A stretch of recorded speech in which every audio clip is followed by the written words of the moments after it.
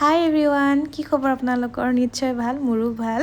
এতিয়া ওলাইছোঁ এভাগ মন্দিৰলৈ, যিটো মন্দিৰ আমাৰ ঘৰৰ ওচৰতে আছে। আৰু ইয়াত আমি সকলোৱে প্ৰতি বছৰে ৰাম নৱমী উদযাপন কৰোঁ। আৰু মন্দিৰভাগ পালোহি, ইমান ধুনীয়াকৈ সজাইছে নহয়, ইমান মানুহ ভিৰ আজি দেখিছেনে?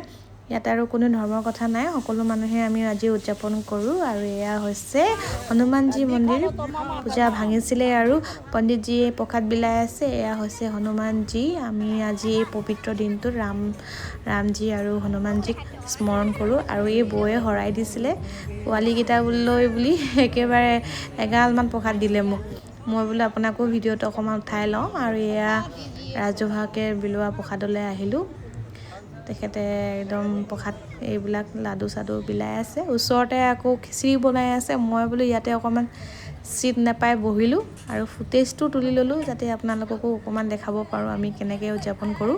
আজিতো অসমৰ বাহিৰত বহুত ডাঙৰ চাগে ৰাম নৱমী উদযাপন কৰিছে। অকণমান কমেই হয় নেকি, মই ইমান আইডিয়া নাই, কিন্তু আমি ইয়াত সকলোৱে পাতোঁ আৰু সেইকাৰণে আহি ভাল লাগে। আৰু খাওঁতে ইলিমা বাইদেউক লগ পালোঁ, খুব ভাল লাগিলে। আৰু খাই বৈ আকৌ মই আহি আছোঁ। মানুহজনে আহোঁতে লগত আহিলে, যাওঁতে আকৌ মোক এৰি থৈ গুচি গ'ল। এয়া আমাৰ কলনীৰ মহিলাসকল, খুব ভাল লাগে আজিৰ দিনটোত সকলোৱে লগ পাওঁ ন। এইফালে তপন দা, এইফালে মানুহজন, ঘৰ পালোহি। বাকী সকলোলৈ আজি ৰাম নৱমীৰ শুভেচ্ছা জনালোঁ।